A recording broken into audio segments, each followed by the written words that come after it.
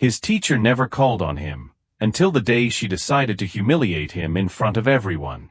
But when he started playing, the look on her face said it all. Geneva SAV it coming. Andrew Parker sat near the window, his pencil tapping rhythmically against his notebook. It wasn't nerves, just a habit, one his mother always told him to break. But it helped him think. The classroom at Jefferson Middle School in Little Rock, Arkansas, buzzed with the usual pre-lesson chatter, but Andrew kept his focus on the worksheet in front of him. He liked getting things done early. Miss Diana Doris stood at the front of the room, skimming her notes. She had been teaching 6th grade for nearly 15 years, and in that time, she had developed a reputation, strict but fair. At least, in the eyes of those she favored. Andrew had never been one of them. It was never obvious. She didn't raise her voice, didn't insult him outright. But she rarely called on him when his hand was up. If he got a question right, she moved on quickly. If he got one wrong, rare as it was, she lingered, almost savoring the moment. Andrew noticed. So did a few of his classmates. "Yo, she barely even looks at you, Tyler Whitman," the boy sitting next to him whispered one afternoon. "You got, like, teacher invisibility or something?" Andrew had only shrugged. Gessi Donnerstag. But today, something felt different. Miss Doris was glancing his way more than usual. Not in a way that signaled trouble, but something else, anticipation. The lesson began, a standard history discussion, something about the Civil War. Andrew took notes, listening, waiting for the usual pattern to repeat. But then something unexpected happened. "Andrew," Miss Doris said, her voice crisp. "Why don't you answer this one?"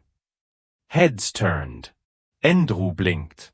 She never called on him. He sat up straighter, scanning the board. General Sherman's March to the Sea was a military campaign aimed at breaking the Confederacy's resources and morale. Him, Shemom Uret. Not bad. Not bad. It was a textbook-perfect answer. A few students exchanged glances. Tyler shot him a look that said, "What was that about?" The lesson carried on, but the shift had been made. Miss Doris wasn't ignoring him anymore. She was watching. And then, right before the bell rang, she made her move. "Andrew," she said as students began packing up. "Stay behind for a moment." A few heads turned again, but no one said anything. Andrew took his time putting his notebook away before approaching her desk. "I overheard you talking the other day," she said, clasping her hands together. "About your grandfather." Andrew frowned. "What about him?" "You said he was a musician." Something in her tone made the air feel heavier. He nodded. "Yeah. He was a pianist. Played jazz." Miss Doris's lips curled just slightly, not quite a smirk, but something close. "Interesting." She leaned back in her chair, tapping her fingers against the desk. "You must have picked up a thing or two." Andrew didn't answer right away. He wasn't sure where this was going, but it didn't feel right. "A little," he admitted. Her smile widened, but there was no warmth in it. "Good to know." The bell rang. Andrew grabbed his bag and turned toward the door, but her voice stopped him. "Tomorrow, let's see what you've got." He turned back. "What?" "The piano in the corner," she said, gesturing toward the old upright instrument collecting dust at the back of the room. "You'll play something for the class." Andrew stared at her. A few remaining students had paused near the doorway, eyes flicking between them. "Why?" Miss Doris tilted her head, as if the question amused her. "Why not? You said your grandfather played. I'm sure you have some of that talent in you." Andrew knew that tone. It wasn't curiosity. It wasn't encouragement. It was a setup. But he wasn't about to back down. Andrew barely slept that night. He lay in bed, staring at the ceiling, the conversation with Miss Doris replaying over and over in his head. This wasn't a request. It was a challenge. And he knew exactly what kind she expected, him to stumble, to embarrass himself, to reinforce whatever opinion she had already formed about him. But she didn't know the full story. The next morning, Andrew walked into the classroom feeling the weight of something unspoken. Word had traveled fast. Whispers followed him as he took his seat. You gonna play today? Brandon Hall, one of the louder kids, smirked from across the room. Andrew didn't answer. Didn't know you were a piano guy, Tyler murmured beside him. Andrew kept his eyes on his notebook. There's a lot of things people don't know. Miss Doris entered, setting her books down with an air of satisfaction. She barely acknowledged the students settling in, her focus drifting toward Andrew before she began the lesson. The first half of the class dragged on, but Andrew could barely hear any of it. His mind kept skipping ahead to the moment she would call on him. And then she did. Well, she said, closing her book and glancing at the clock. We have a little time before the next lesson. Perfect. She turned toward the old upright piano in the corner. Andrew, let's see what you can Donnerstag.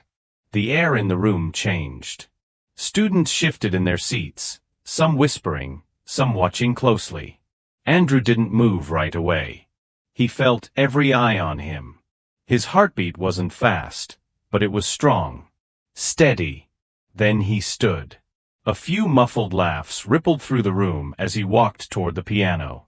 Someone muttered something he couldn't quite catch, but he didn't need to. He already knew the tone. Miss Doris clasped her Hans together. Play warte for you'd like. Andrew studied the piano. It was old, keys slightly yellowed from age, a few of them chipped at the edges. He ran his fingers lightly over them just once. The instrument was out of tune, not by much, but enough. He inhaled, sat down, rested his hands on the keys. He knew exactly what he was going to play. Then he heard it, someone stifling a laugh behind him. A snicker, low but clear. It wasn't just about proving Miss Doris wrong anymore. It was about proving everyone wrong. And he was going to do it in a way they'd never forget. The classroom had never been this quiet. Even Miss Doris, who usually carried herself with a smug certainty, had an almost curious look in her eyes. The students leaned forward, waiting. Some expected a disaster, others were just there for the spectacle.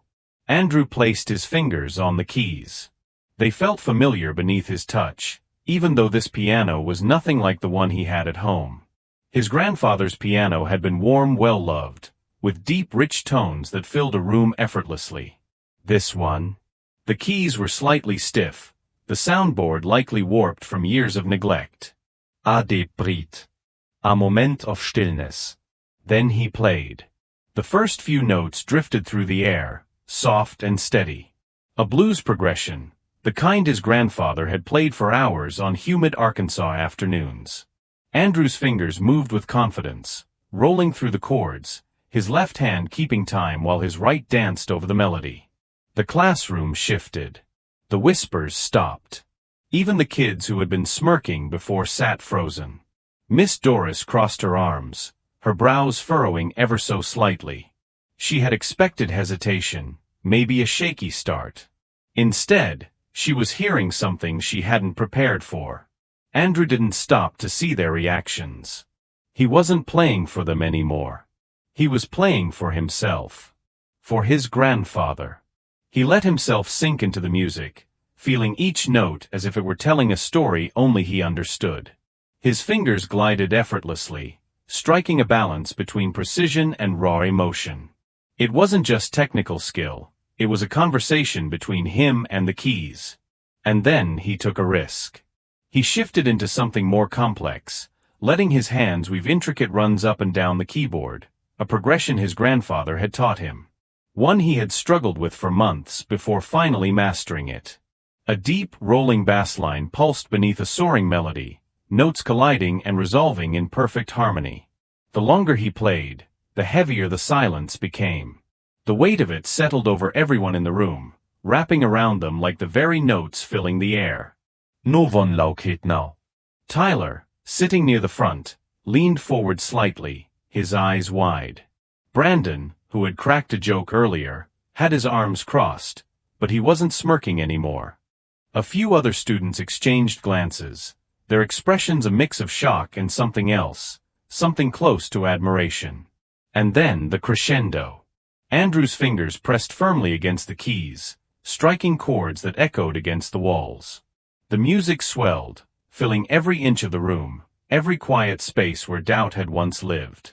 He pushed harder, letting the final run carry the weight of everything he hadn't said. And then, silence.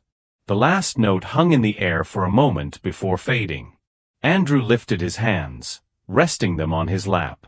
For a second, nobody moved. Nobody spoke. Then, a single clap.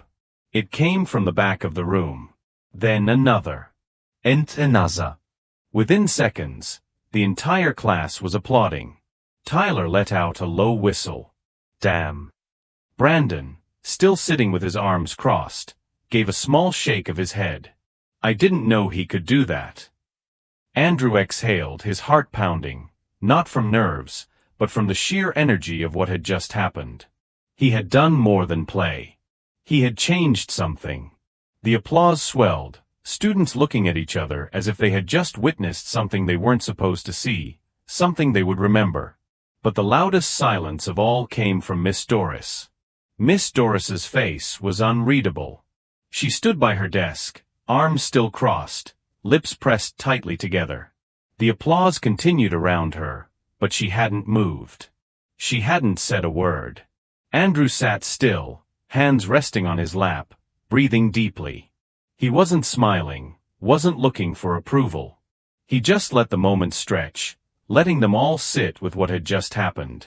Then finally, Miss Doris spoke. Well, she said, her voice clipped. That was unexpected. The clapping died down, students glancing between her and Andrew. A few kids still whispered excitedly, but the energy in the room had shifted. It wasn't just entertainment anymore. Where did you learn to play like that? She asked, tilting her head slightly. Endrometergase, Unflinching. My grandfather. Something flickered in her expression, but it was gone too fast to name. She straightened. I see. A pause. Miss Doris tapped her fingers against her desk, the only sound in the now silent classroom. Then she turned to the rest of the students as if shaking off whatever thoughts had crossed her mind. All right, let's get back to our lesson. But nobody moved. Andrew glanced around. Tyler was still watching him, eyebrows raised like he couldn't believe what he had just seen. A girl in the back, Madison Green, looked almost annoyed, like the moment had been taken from them too soon. Brandon scoffed under his breath. That's it. Miss Doris's eyes snapped to him. Excuse me. Brandon shrugged, shifting in his chair. I mean, that's all you're gonna say? He just played like, he gestured vaguely. Like something you hear on TV, and you're just gonna move on? A few heads nodded. Miss Doris's mouth tightened. This is a classroom, not a talent show. Andrew took a breath, steadying himself. You didn't think I could play, did you? Her eyes darted back to him, sharp and assessing. He didn't let her look away. That's why you called me up here. A few murmurs rippled through the room. Miss Doris lädt out das Lobrit. I simply gave you an opportunity to share your talent with the class. Andrew shook his head. No, you didn't. His voice was calm, even. You tugt ID mess up. That's why you asked. More Vispas. Miss Doris's fingers curled slightly against the edge of her desk. Tatzenug, Andrew. But he wasn't done. You wouldn't have asked Tyler, he continued, glancing at his friend. Or Madison. Or Brandon. But you asked me. Why? The room was holding its breath. Miss Doris's jaw twitched. You're out of line. I don't think I am. Hier eistarkend, her Posture stiffening. Sit down. For the first time all year, Andrew didn't immediately do as he was told. He looked around the room, at his classmates, at the ones who had ignored him before, the ones who had underestimated him, the ones who had smirked when she called his name. Then, slowly, he stood. The silence felt heavier now, charged. And Miss Doris, for all her usual control, looked just a little bit shaken. But this time, she wasn't the one in charge of the room. Andrew walked back to his seat slowly, feeling the weight of every step. His heart wasn't pounding anymore. He wasn't nervous. If anything, a strange sense of calm had settled over him. He lowered himself into his chair, still feeling the stares from all around him. Tyler gave him a slow nod, one that didn't need words. Madison was still watching, arms crossed, like she was waiting for something more, but Miss Doris had turned away. She flipped open her lesson plan, her eyes fixed on the page as if she could pretend nothing had happened. "Let's move on," she said. But the room didn't shift back to normal as quickly as she expected. The energy lingered. People still whispered. It wasn't just about the music anymore. Brandon leaned back in his chair, arms crossed.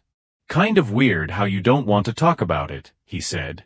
Miss Doris's eyes snapped up. "Excuse me." Brandon shrugged, unbothered. "You made a big deal out of him playing, but now you're acting like it never happened." A few quiet agreements rippled through the room. Miss Doris's grip on her book tightened. That's enough. But Andrew had seen it. The hesitation, the discomfort. And so had everyone else.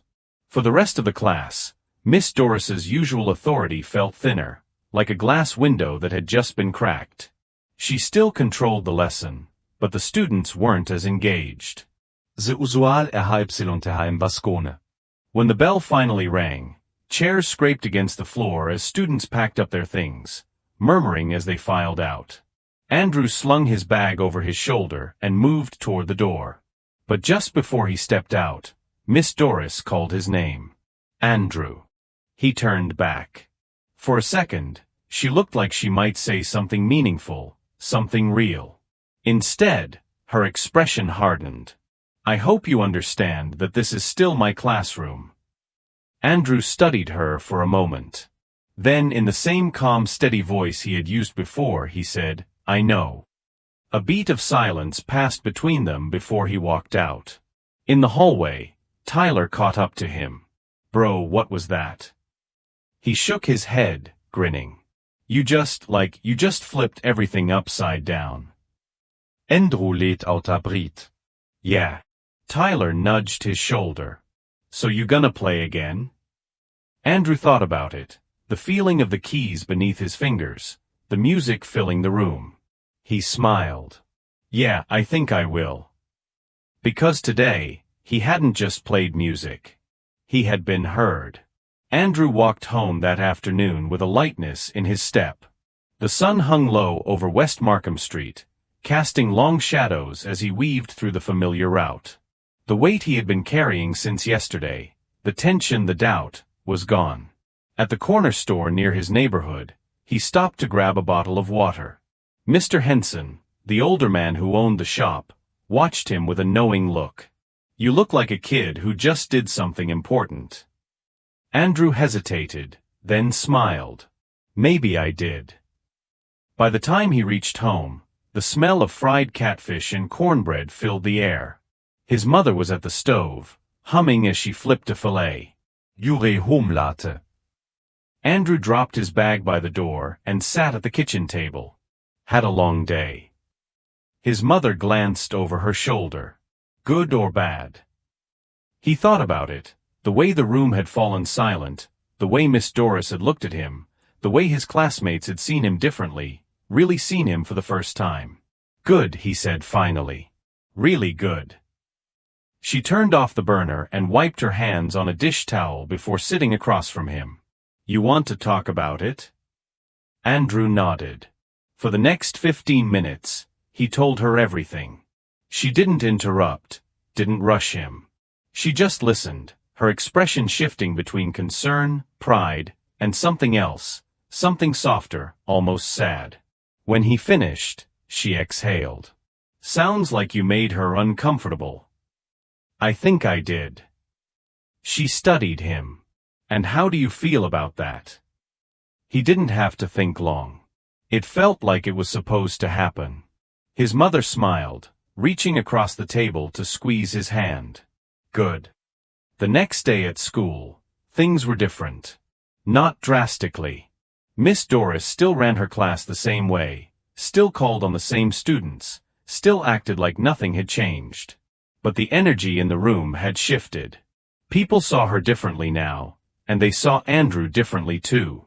During lunch, a few students, ones who had never spoken to him before, stopped by his table. "Dude, you were insane on that piano," Madison said, sitting across from him. "How long have you been playing?" "Since I was 5. Tyler shook his head. "Man, you've been holding out on us." Andrew smirked. "Guess so." From across the cafeteria, Miss Doris walked past with a tray in hand. Their eyes met briefly. This time, she looked away first. Andrew? He just kept eating. Because he had already said everything he needed to say. Some lessons aren't taught in books. Some moments change the way people see the world, whether they want to or not. Miss Doris had spent the year looking past Andrew. And in just a few minutes, he had made sure she would never do it again. Maybe she would never say it out loud. Maybe she would never admit what she had done, what she had assumed. But it didn't matter.